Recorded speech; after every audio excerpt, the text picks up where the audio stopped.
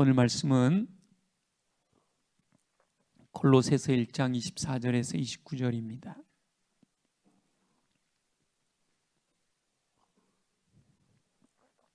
골로새서 1장 24절에서 29절인데요.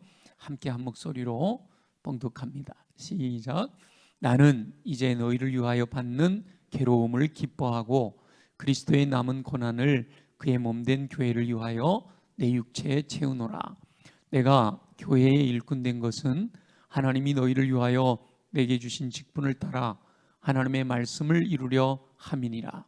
이 비밀은 만세와 만대로부터 감추어졌던 것인데 이제는 그의 성도들에게 나타났고 하나님이 그들로 하여금 이 비밀의 영광이 이방인 가운데 얼마나 풍성한지를 알게 하려 하심이라.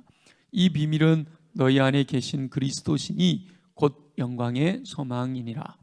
우리가 그를 전파하여 각 사람을 권하고 모든 지혜로 각 사람을 가르침은 각 사람을 그리스도 안에서 완전한 자로 세우려 함이니 이를 위하여 나도 내 속에서 능력으로 역사하시는 이의 역사를 따라 힘을 다하여 수고하노라.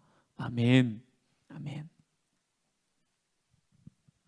골로새 교회는 사도 바울이 개척한 교회가 아닙니다.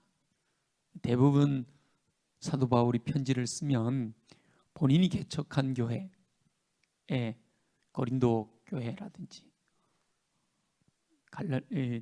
데살로니가 교회라든지 이렇게 쓰는데, 빌립보 교회라든지, 하긴 로마 교회도 본인이 개척한 교회는 아니네요. 골로새 교회는 소아시아 지방에 있는 교회임에도 불구하고 사도 바울이 개척한 교회가 아니에요. 그럼에도 불구하고 사도 바울은 이 골로새 교회를 위하여 기도할 때 아버지의 심정으로, 아버지의 마음으로 기도합니다.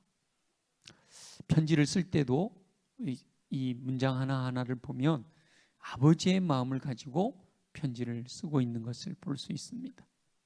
그것은 골로새 교회가 사도 바울이 직접 세운 교회는 아니지만 사도 바울의 제자들에 의해 세워졌기 때문입니다. 골로새가 고향인 에바브라와 빌레몬이 에베소에서 사도 바울이 세운 두란노 소원을 통해 복음을 듣고 변화되어 제자가 되었습니다. 에바브라와 빌레몬이 왜 에베소에 갔는지는 모르겠어요. 근데 어쨌든 에베소에 가서 두란노 소원을 열었던 사도 바울에게 복음을 듣고 훈련받아 제자가 된 거죠. 그렇게 예수 그리스도의 제자가 된 에바브라와 빌레몬이 고향으로 돌아와서 교회를 세웠습니다. 그것이 골로새 교회입니다. 골로새 교회는 이 에바브라와 빌레몬이 전한 복음으로 인해 든든히 세워졌고 그 영향력이 인근의 도시들로 확산되어서 열매를 맺어 자랐습니다. 라오디게아, 히에라볼리, 골로새에서부터 라오디게아로 히에라볼리로 이렇게 전파됐죠. 그렇게 멀리 있지는 않은 것 같아요. 19km, 21km 이렇게 떨어졌다 그러니까 그 멀리 있는 동네가 아닌 근처 동네로 이렇게 복음이 전파된 거죠. 골로새 교회가 든든히 세워지고 인근까지 영향력을 미친 것은 오직 복음의 능력이었습니다. 우리 교회도 성결교회로는 경기도 남부 지역에 안성교회, 평택교회, 그리고 우리 수원교회 세 번째로 세워진 교회예요. 1928년에 세워지면서 이성복 목사님이라고 하는 우리나라에서 한국의 무디라고 불려지는 그분의 강력한 영향력으로 복음의 능력이죠. 그로 인하여 이 수원 땅에 많은 사람들이 변화되는 일들이 일어났던 거죠. 그게 바로 복음의 능력입니다. 복음은 바로 예수 그리스도를 의미합니다. 예수 그리스도의 소식, 기쁜 소식, 좋은 소식, 그것이 곧 복음이죠.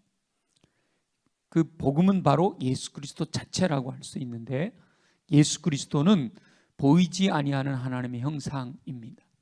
모든 피조물보다 먼저 나신 분이시고 만물이 예수 그리스도를 통하여 창조되었습니다. 예수 그리스도는 만물보다 먼저 계시고 만물이 그 안에 함께 서 있습니다. 예수 그리스도는 몸인 교회의 머리가 되시고요, 근본이시며 죽은 자들 가운데서 먼저 나신 분이십니다. 만물이 으뜸이 되기에 합당하신 분이시죠. 그래서 골로새서가 그리스도론에 대해서 아주 잘 설명하고 있습니다. 교회론은 에베소서를 보면 교회론이 잘 되어 있고요, 그 이신칭의 믿음에 대해서는 로마서나 갈라디아서가 잘 기록이 되어 있다면, 이 골로새서는 바로 그리스도론을 잘 정리하고 있다. 그래서 그리스도에 대해서 어떤 분이신가 알고 싶으면 골로새서를 묵상하면 됩니다. 그러니까 이번 12월부터 시작돼서 골로새서를 처음부터 끝까지 묵상하게 되는데, 그리스도에게 집중해서 한번 살펴보시면 좋겠습니다. 그러한 예수 그리스도께서 화목 제물이 되셨습니다. 십자가의 피로 화평을 이루셨습니다. 하나님께서는 모든 만물과 화목하게 된 것으로 인하여 기뻐하신다라고 말씀하십니다. 모든 사람이 죄로 말미암아 하나님으로부터 원수가 되었습니다. 이것을 로마서에서는 모든 사람이 죄를 범하였으며 하나님의 영광에 이르지 못하였다, 이렇게 표현하고 있죠. 그런데 예수 그리스도의 육체의 죽음으로 인하여 그 죄를 속량하셨습니다.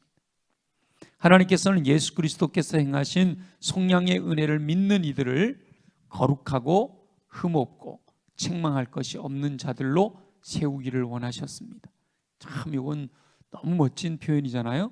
거룩하고 흠없고 책망할 것이 없는 자. 이거는 여러분 좀 외워두시고 기도 제목으로 삼으시면 좋겠어요. 하나님, 나를 거룩하고 흠없고 책망할 것이 없는 자로 세워주시옵소서. 아주 멋진 기도예요. 여러분, 그래서 성경 구절을 가지고 기도하는 것이 굉장한 힘이 됩니다. 대표 기도를 할 때도 성경 구절을, 이 하나님의 약속이니까 붙들고 기도하고요, 개인적으로 기도할 때도 성경 구절을 주님 앞에 제시하면서 하나님의 약속의 말씀대로 이루어 주시옵소서 기도할 때 아주 강력한 힘이 있습니다. 예수 그리스도의 복음이 사도들에 의해 선포되었습니다. 예수 그리스도가 복음인데, 이 예수 그리스도의 복음이 사도들에 의해서 선포되었습니다. 마가의 다락방에서 성령으로 충만한 제자들이 예수 그리스도의 복음의 비밀을 분명하게 깨닫게 되었습니다. 그동안 감추어져 있었는데 비밀이었거든요. 성령의 지혜로 말미암아 확연히 알게 된 겁니다. 핵심은 예수 그리스도의 죽으심과 부활이죠. 그래서 마가다락방에서 강력한 성령의 임재가 있은 다음 사도 베드로가 거기 모인 사람들에게 선포하는 말씀의 핵심이 뭐예요? 복음이 예수 그리스도의 죽으심과 부활이거든요. 그 예수 그리스도의 죽으심과 부활이 온 천하에 전파되었습니다. 사도 바울은, 이 골로새서를 기록한 사도 바울은 처음에는 그 사실을 믿지 못해서 회방자요 핍박자였던 것이죠. 그러나 사도 바울이 다메섹 도상에서 예수 그리스도를 만난 이후에는 더욱 적극적인 이 복음 전파자가 된 거예요. 예수 그리스도를 전하는 자가 되었습니다. 복음을 천하 만민에게 전파하는 충성스러운 복음의 일꾼이 된 겁니다. 본인이 복음의 일꾼이 되었다. 자, 우리 한번 23절을 볼까요? 23절 23절을 보면 같이 읽어볼게요. 만일 너희가 믿음에 거하고 터 위에 굳게 서서 너희 들은 바 복음의 소망에서 흔들리지 아니하면 그러하리라.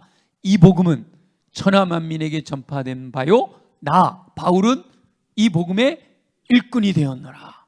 이 복음의 일꾼이 되었노라. 우와, 회방자요 핍박자였던 사도 바울이 복음의 일꾼이 되었습니다.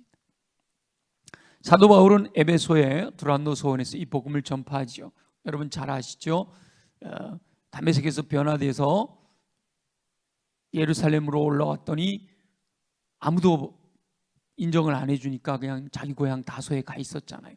이게 이제 성경에서 금방 된 걸로 되어 있는데, 다메섹에서 변화되고 아라비아에서 3년을 있다가 예루살렘으로 올라왔는데 거기서 아무도 안 알아주니까 자기 고향 다소로 가 있다가 복음이 안디옥까지 전파되면서 안디옥의 교회를 위하여 예루살렘 교회가 바나바를 안디옥으로 파송할 때 바나바가 다소에 가서 사도 바울을 데려다가 안디옥에서 복음을 전하게 됩니다.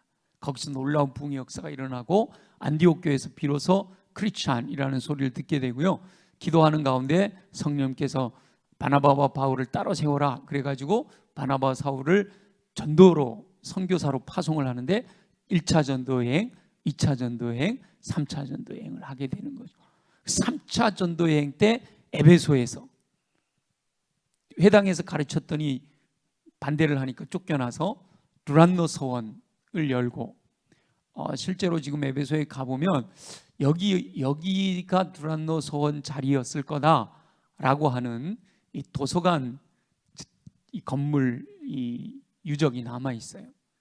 여기였을 거다 이렇게 하는데, 그 두란노 서원에서 복음을 전파합니다. 바로 에바브라와 빌레몬이 골로새 교회를 세운 에바브라와 빌레몬이 그곳에서 복음을 듣고 변화된 거예요. 사도 바울이 복음으로 인해서 변화된 것처럼 에바브라와 빌레몬도 복음을 듣고 변화됐어요. 그리고 이제는 이 에바브라와 빌레몬도 사도 바울 없이 스스로 서게 되었습니다. 복음을 듣고 내가 스스로 서게 된 거죠. 예수 그리스도께서 십자가에서 하나님의 사랑을 완성하셨습니다. 율법의 요구를 완전히 갚으심으로 모든 인류의 죄를 용서하셨습니다. 이제 이 완성된 복음의 은혜가 온 천하에 전해져야 합니다. 복음은 그리스도 안에서 완성됐어요. 십자가로 말미암아 예수 그리스도의 죽으심과 부활로 인하여 완성된 거예요. 근데 이 완성된 이 복음이 온 천하에 전해져야 된단 말이에요. 예수 그리스도가 죽으신 이유가 온 천하 만민에게 이 복음이 전파되기를 바라시는 마음이 있었던 거죠. 그래서 예수 그리스도의 죽으심으로 복음이 완성됐지만 온 천하에 이 복음이 전해져야 되는 일이 남아 있어서 사도 바울이 오늘 본문에서 그것을 그리스도의 남은 고난이라고 고백하고 있는 거예요. 우리 24절에 보시면요, 나는 이제 너희를 위하여 받는 괴로움을 기뻐하고 그리스도의 남은 고난을 그의 몸된 교회를 위하여 내 육체에 채운다 이렇게 말씀하시죠. 그러니까 복음이 온 세상에 전파되어야 되는데 그 사명이 우리에게 주어져 있는데 그것이 바로 그리스도의 남은 고난이다. 십자가에서 피 흘리심으로 모든 인류를 구원하시는 고난을 예수님이 받으셨는데 이 완성하신 이 복음이 온 천하에 전파되어 모두가 다 구원받는 역사가 일어나게 되는 것을 사도 바울이 그리스도의 남은 고난이라고 표현한단 말이죠. 그래서 사도 바울은 이 그리스도의 남은 고난에 동참하는 것, 이 복음으로 인하여 받는 괴로움, 그것을 기뻐한다 이렇게 고백을 하고 있는 거예요. 그리스도의 남은 고난에 내가 동참하고 있기 때문에 이 복음으로 인하여 받는 괴로움이 나는 기쁘다. 난 주님의 괴로움에, 주님의 고난에 동참하고 있는 거기 때문이다 이렇게 고백을 하는 거죠.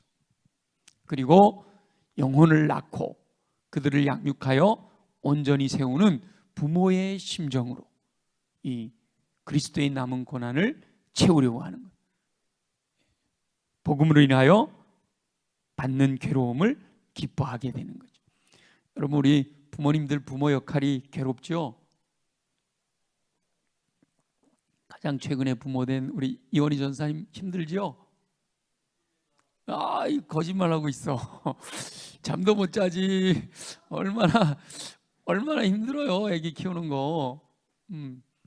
뭐 이렇게 까장간단하기도. 이건현 집사님 어때요? 아이고, 이야, 대단해요. 우리 셋이나 키우고 있는 김찬원 전사님 어때요? 이야, 다들 양심에 털이 났나 봐. 부모 역할은 괴로워요. 사실은 힘들어요. 그런데 세 사람이 또 틀린 말을 한 건 아니죠. 괴로움으로 끝나는 게 아니라 거기에 뭐가 있어요? 기쁨이 있죠. 기쁨이 있어요. 야, 저도 우리 첫째 낳았는데요, 얘가 밤에는 안 자, 낮에만 자.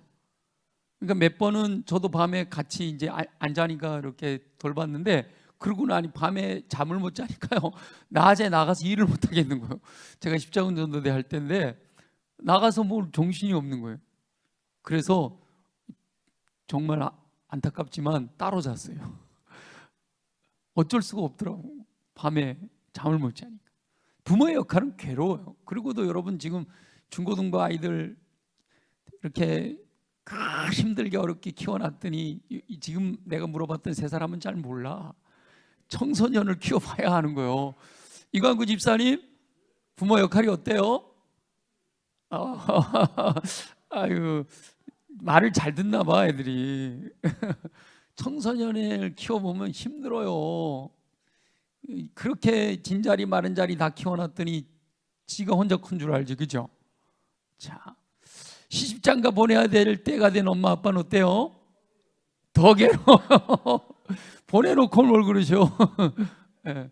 얼마나 힘들어요. 근데 여러분, 시집장가 다 보낸 엄마, 우리 저기 부모님들 어때요? 편안해요? 양현숙 권사, 이것도 공개적으로 이렇게 하면 안 되나? 시집장가 보내놓고도 끝나는 게 아니요. 오죽하면 우리 정충훈 권사님 미국까지 가서 애 뒷바라지 하고 와요. 정충훈 권사님 오늘 들어오셨는데 애 산바라지 하고 오셨잖아요. 미국까지 가서. 근데 또 마침 오미크론 들어올 때 같이 들어오셔가지고 2주간을 격리를 하셔야 된대요. 따로. 야, 부모 역할은 괴롭지만 괴로움으로 끝나는 게 아니라 기쁨이 있고요. 자녀가 성장해서 또 한 사람의 성인이 되었을 때 참 보람이 있죠. 네. 힘든 일도 있지만 참 보람이 있죠. 저도 벌써 우리 애들 많이 컸잖아요. 하나는 장가 갔고 하나는 직장인이고. 매달 용돈 주다가요, 용돈을 받으니까 기분이 이상해요. 그죠?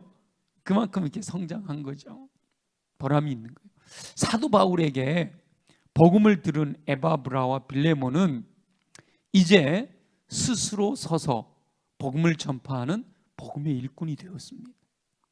사도 바울만 복음의 일꾼이 된 게 아니라 사도 바울이 복음을 전파해서 양육하여 세워놨더니 그들이 또 복음을 전파하는 복음의 일꾼이 된 거예요. 그래서 사도 바울이 직접 세우지 않았지만 에바브라와 빌레몬이 자신들의 고향으로 돌아와서 교회를 세워 또다시 복음의 일꾼들을 양육해내고 있는 겁니다. 와, 이 골로새서에 구체적으로 나오진 않지만 에바브라와 이 빌레몬에 의해서 골로새 교회에서 세워진 그 일꾼들이 라오디게아에 가서 또 교회를 세우고요, 히에라볼리에 가서 또 교회를 세우고요, 거기서 또 성장한 영혼들이 계속 성장해서 이 동양으로까지, 우리 수원에까지, 저와 여러분에게까지 복음이 전파된 거 아닙니까? 그래서 복음의 일꾼들은 하나님께서 맡기신 사명을 위해서 고난을 두려워하지 않고 충성하고 헌신합니다. 요즘 옛날 어르신들은 상상도 할 수 없었던 일이 요즘 젊은이들에게서는 보이잖아요, 그죠? 심심치 않게 뉴스에 보면 자기 애들인데도 방치해 두었다가 안 좋은 일도 겪고 말이죠. 상상도 할 수 없었던 일들이 지금 일어나고 있기는 해요. 점점 마지막 때가 다가오고 있는 거죠.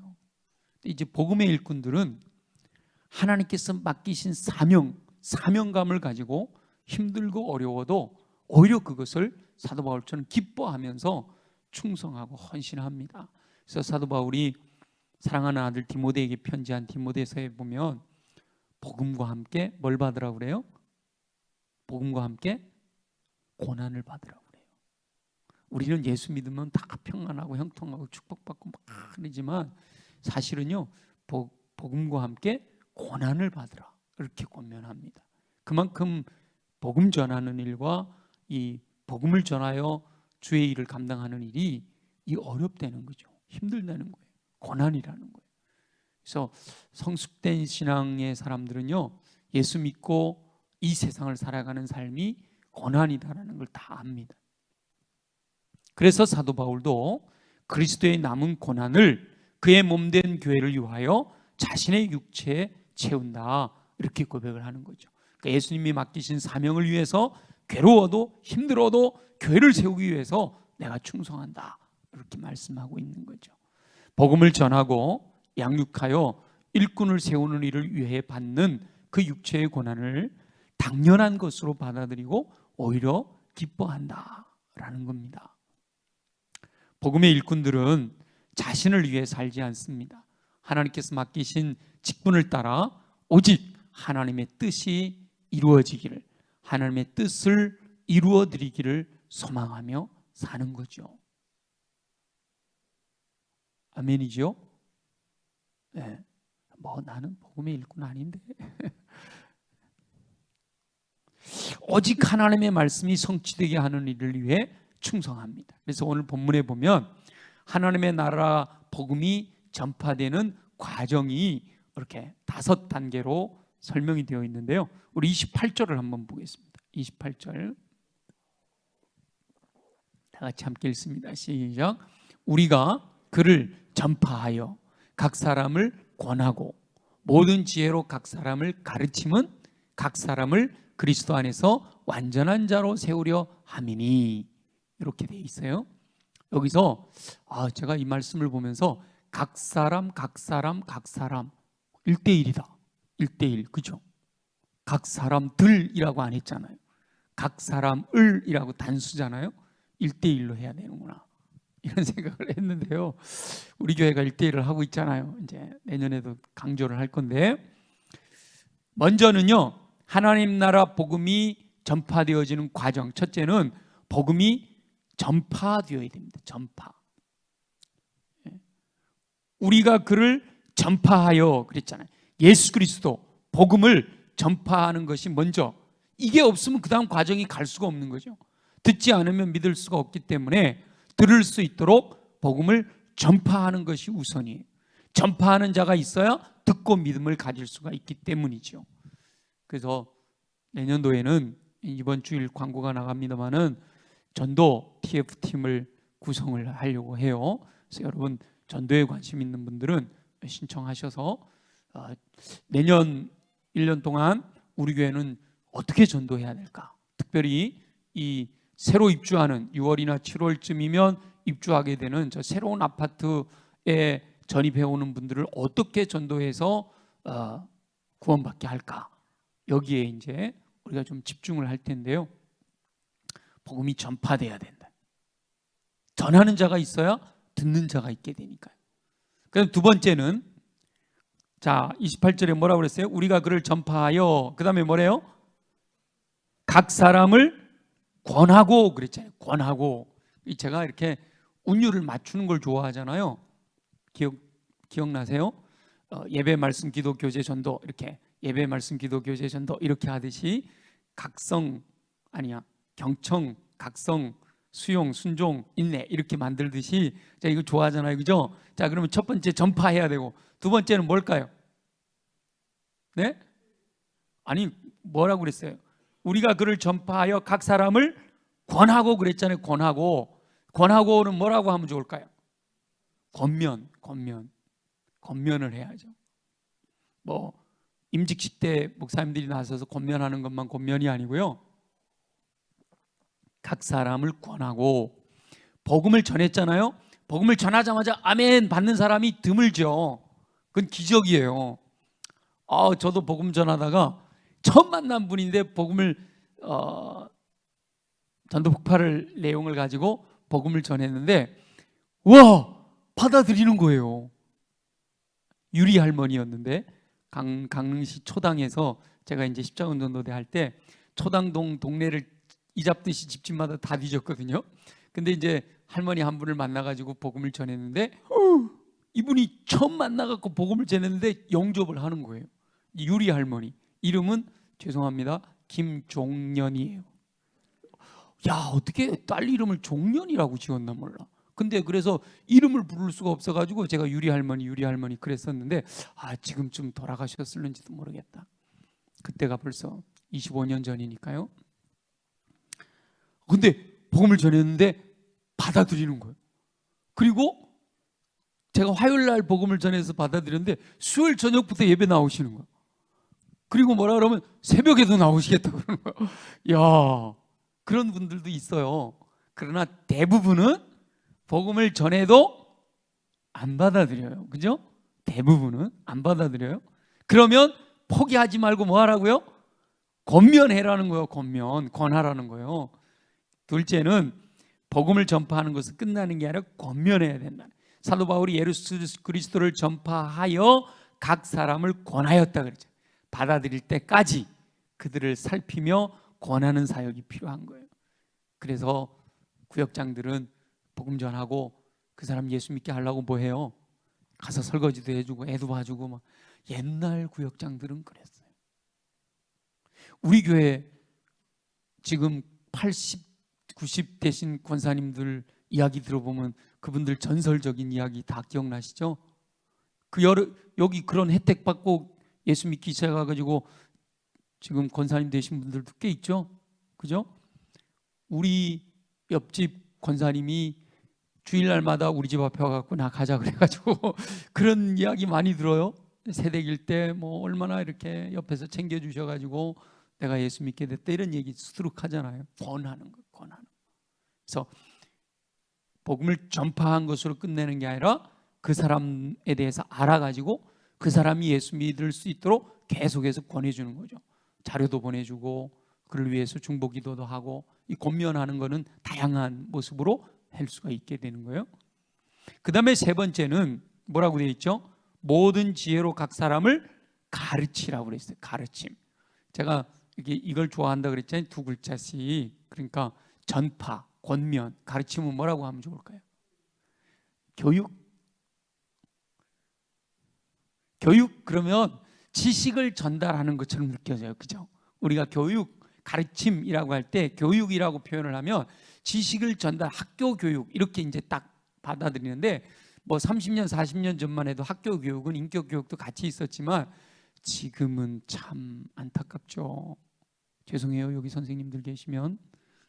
근데 참 지식 교육으로 끝나버리는 경우가 많고 자칫하면 교회도 지식 교육으로 끝나면 안 돼요. 그래서 교육이라는 것보다 더 좋은 단어가 있죠. 양육. 1:1 제자 교육이라고 안 하잖아요. 1:1 제자 양육이라고 하잖아요. 세 번째 양육해야 됩니다. 사도 바울은 모든 지혜로 각 사람을 가르쳤다라고 할 때 사도 바울이 가르친 것은 지식만이 아니라 실제적인 믿음의 삶을 가르쳤단 말이죠. 그래서 양육이라는 표현이 바를 거다. 자, 다시 한번 전파, 그다음에 권면, 그리고 양육이 양육. 자, 양육이 되면 그 다음에 다 읽어볼게요. 28절 다시 읽어봅니다. 시작. 우리가 그를 전파하여 각 사람을 권하고 모든 지혜로 각 사람을 가르침은 뭐예요? 각 사람을 그리스도 안에서 완전한 자로 세우려 합니다. 여기서 그 다음 단계가 뭘까요? 자, 전파했어요. 권면했어요. 그래서 예수를 믿게 됐어요. 그래서 그를 양육했어요. 양육한 사람 그 다음 단계는 뭘까요? 여기 어려워요. 여기 안 나오니까. 그죠? 세우는 거예요. 세우는 거. 세우는데 요걸 이게 운율을 맞춰서 하려면 저도 요거 고민을 많이 했어요. 기도하면서. 그래서 제가 찾은 단어는요. 자립이에요. 자립. 스스로 서야 되는 거예요. 그죠?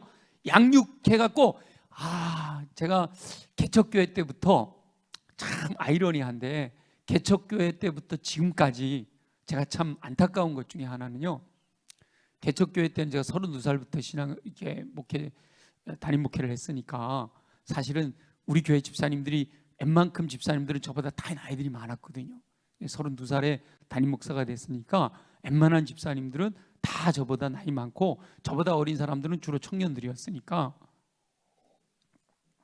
근데 예수 믿은 지 그때 10년, 20년 이렇게 되신 분들이요, 이렇게 같이 이렇게 대화해보고 말씀을 나누고 이러면은 항상 뭐라 그러면, 아유, 우리 교회는 사랑이 없어. 우리 교회는 사랑이 없어.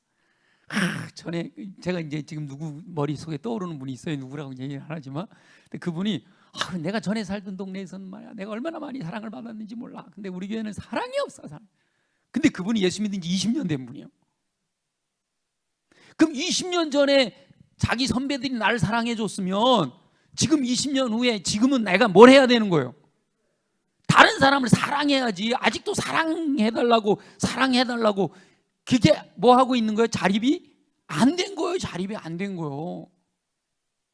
후안 카를로스에 의하면 뭐라고 표현되어 있는지 아세요? 교회 안에 전부 기저귀 찬 갓난아기들만 가득 차 있다는 거예요.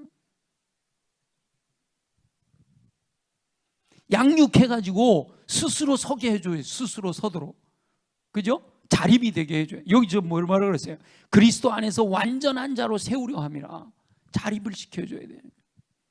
사도 바울이 가르친 것은, 사도 바울이 양육한 것은 완전한 자로 세우려 함이라. 근데 이 완전하다는 게 뭐 어떻게 사람이 완전하겠어요?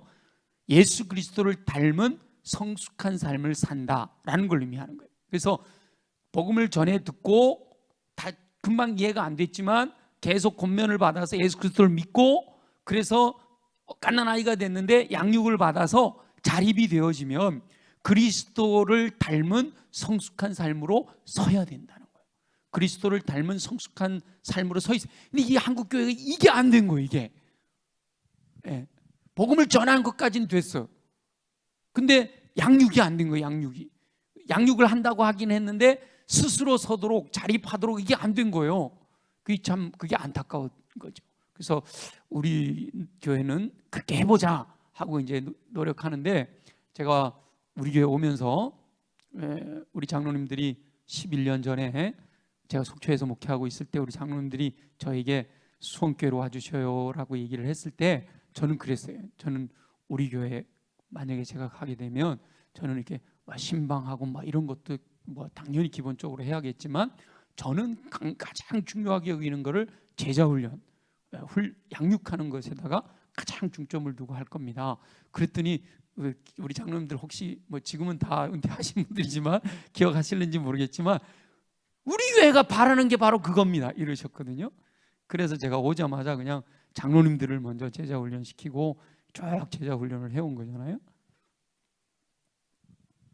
근데 제자훈련을 하면서 안타까웠던 거는, 지금 우리 교회뿐만 아니라 한국 교회가요, 그렇게 신앙생활에서 30년 40년 권사님이 되셔서 장로님이 되셔서 심지어는 목사가 돼서도 여전히 자립이 안 되고 있다는 게 문제라는 거예요.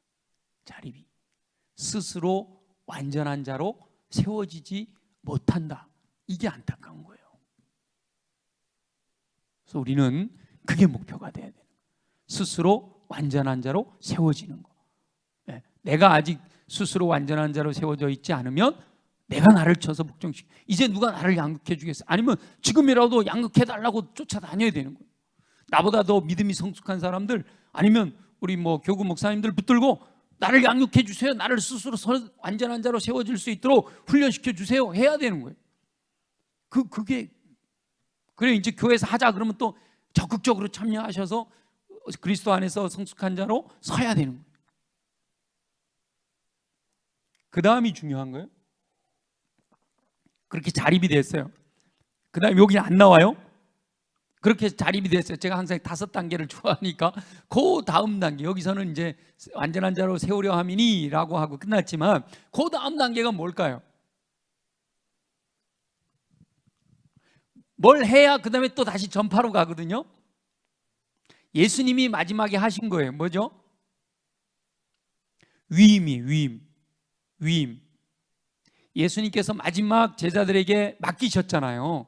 지상명령으로 맡기셨잖아요. 위임하셨잖아요. 이 땅을 예수님이 방방곡곡 다니면서 복음 전파 안 하셨잖아요. 예수님께서 제자들을 키우셨잖아요. 그리고 그 제자들이 섰다 생각하시고 뭐 하신 거예요? 맡기신 거예요. 위임하신 거죠. 그랬더니 그 제자들이 또 복음을 전파했어요. 권면했죠. 그래 양육했어요. 또 사람들을 세웠어요. 그 사람들에게 위임해서 보냈더니 그 사람들이 또 뭐해요? 또 전파하고. 이게 지금 예루살렘에서 마가의 다락방에서 베드로가 복음을 전파하고 그 복음을 사도 바울이 듣고 사도 바울이 에베소 두란노 서원에서 복음을 전파하고 그걸 에바브라와 빌레몬이 듣고 빌레몬과 에바브라가 골로새 교회를 세워가지고 또 가르쳤더니 또 다른 사람이 위임받아서 라오디게아, 히에로블리 계속 이렇게 전파. 이게 이제 사이클 반복이 되는 거죠. 5가지 단계 다시 한번 볼까요? 처음에 뭐라고요? 전파, 두 번째 권면, 세 번째 양육. 그렇게 해서 자립시켜서 그 다음 뭐 하는다고요? 위임시켜요. 위임을 하는 거예요. 사도 바울이 바로 에바브라와 빌레몬에게 위임한 거예요. 예수님께서 제자들에게 지상명령을 때 복음을 위임하셨던 것처럼 사도 바울이 두란노 서원에서 에바브라와 빌레몬을 양육하여 자립시켰더니 그들이 위임을 받아서 자기 동네에 가서 복음을 전파하고 거기서 또 권하고 거기서 또 가르치고 거기서 또 완전한 자로 세워서 그들을 또 위임하여 파송하는 거죠. 그랬더니 그들이 또 가는 곳곳마다 복음을 전파하여 이 일이 반복이 되어지는 것이죠. 이 일을 하는 사람을 복음의 일꾼이다 이렇게 부르는 거예요. 궁극적으로 모든 성도들은 예수 그리스도께 위임받은 예수 그리스도께 지상 명령을 받은 복음의 일꾼인 줄로 믿습니다. 사도들에게만 전한 게 아니라 이 말씀을 읽는 저와 여러분들에게도 우리 예수님이 직접 우리에게 맡겨주신 거예요. 너는 가서 모든 민족을 제자로 삼아 아버지와 아들과 성령의 이름으로 세례를 베풀고 내가 너에게 가르친 것을 내가 너에게 분부한 것을 가르쳐 지키게 하라. 그때 임마누엘 볼지어다 내가 세상 끝날까지 너희와 항상 함께 있으리라. 그 약속대로 성령님이 오셨고 저와 여러분에게 성령님이 임하셨잖아요.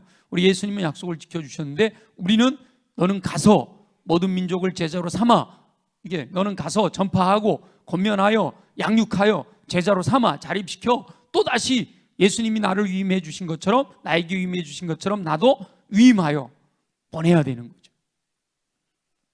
궁극적으로 모든 성도가 위임받은 복음의 일꾼이고요.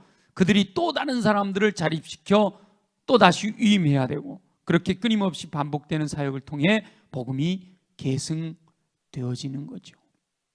이게 단절되어지면 끝나는 거예요. 지금 유럽이 그렇게 가고 있고 우리 한국 교회도 많이 줄었다 그러잖아요. 이번 코로나로 인해서 교회가 10,000개가 줄었다 그러는데 저는 이게 상상이 안 가요. 저는 아무리 계산을 해봐도 10,000개라고 하는 교회 숫자를 어떻게 계산을 했을까? 근데 한 2달 전인가 제가 주일 오전 예배 때 올해 각 교단에서 총회하면서 교인들 이렇게 통계 발표했던 거 기억나시죠? 전체를 따지니까 한 20만 정도. 우리 20만 정도면 뭐 20만이니까요. 10,000개 교회면 20명 모이는 교회 10,000개가 문 닫았다는 얘기가 되는 거죠. 그러니까 실제로 교회가 문 닫았던 게 아니라 그 정도의 성도가 줄어들었다 이렇게 표현한다고 저는 받아들이는데 점점 줄어들고 있고 뭐 지금 50대 60대 크리스찬들이야 이미 예수 믿었으니까 떠날 리가 없지만 예수 믿는 분들이 한 분, 두 분 계속 우리 교회도 보니까 점점 돌아가신 분들이 더 많으니까 태어나는 사람보다 그러니까 더 줄잖아요. 그죠? 점점 줄잖아요. 근데 지금 청소년 이하는요. 보통 복음화율이 3% 미만이면 미전도 종족이라 그러거든요. 미전도 종족, 선교의 대상이다. 그래서 복음화율이 3% 미만이면 선교사를 파송해야 되는 지경에 이르렀다 이렇게 표현하는데 지금 우리나라 청소년 이하 다음 세대들이요 복음화율이 3%가 안 되고 있습니다. 복음화율이 막 3% 안 된 지는 한참 됐고 막 2.5% 이렇게까지 내려간다고. 우리 지금 여러분 자녀들, 손자들 학교 다니는 아이들이 한 반에 10명이면 예수 믿는 애가 3명이 안 된다는 거예요. 저희 때만 해도 한 반에서 뭐 우리 고등학교 때는 정확하게 제가 파악을 안 해봤습니다만은 제가 대학교 다닐 때 우리 동기가 39명이었거든요. 39명 철학과 들어오는 사람이 39명인데 그 39명 중에 뭐 우리 특별한 케이스기도 했지만 예수 믿는 사람이 15명이었어요. 39명 중에 거의 40% 50%. 이 전체 평균이 뭐 25%라고 하지만 우리는 좀 특수 상황이, 저처럼 신학하려고 철학과 들어온 친구들이 꽤 있어서 그래서 숫자도 그렇게 많았단 말이에요. 근데 지금은 3%가 안 됩니다. 복음을 계승해 가야 돼요. 우리 예수 잘 믿는 믿음의 권사님, 장로님, 안수 집사님, 집사님들의 자녀들이 지금 예수 안 믿는 경우가 굉장히 많잖아요. 하나님께서 저와 여러분이 복음을 위한 일꾼 되기를 원하시는 줄 믿습니다. 그래서 전파하고 권면하고 양육하여 자립시켜서 위임해야 된다. 또다시 복음의 일꾼들을 세워가야 된다라는 거예요. 그런데 사도 바울이 오늘 본문에서 복음의 일꾼으로서 뭘 해야 되느냐, 두 가지를 고백하는데요. 29절을 한번 볼게요. 다 같이 읽습니다. 시작. 이를 위하여 나도 내 속에서 능력으로 역사하시는 이의 역사를 따라 힘을 다하여 수고하노라. 아멘. 두 가지 말씀하시죠. 내 속에서 능력으로 역사하시는 이의 역사로 일한다, 이렇게 고백을 하고요. 그러나 나는 힘을 다해 수고한다, 이렇게 말씀하고 있죠. 하나님 나라의 일은 사람의 힘으로 감당할 수 있는 게 아니에요. 복음을 전파하고 권면하고 양육하고 자립시켜서 위임하는 것이요, 내 능력으로 되는 게 아니라는 거예요. 오직 역사하시는 이 성령님의 능력, 성령님의 역사를 따라 가능한 줄 믿습니다. 성령의 능력으로 가능한 거예요. 그래서 항상 성령께서 능력을 공급해 주시기를 구해야 되는 거예요.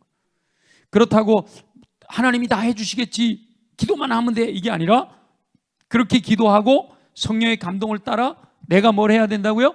힘을 다해야 된다. 힘을 다하여 수고해야 된다. 성령의 감동을 따라 힘을 다하여 수고해야 된다. 전심전력, 힘을 다하여가 전심이잖아, 그죠? 힘을 다해, 마음을 다하여, 전력이 힘을 다하여잖아요. 전심전력, 마음을 다하고 힘을 다해서 표대를 향하여 위에서 부르신 부름의 상을 바라보며 달려가야 돼.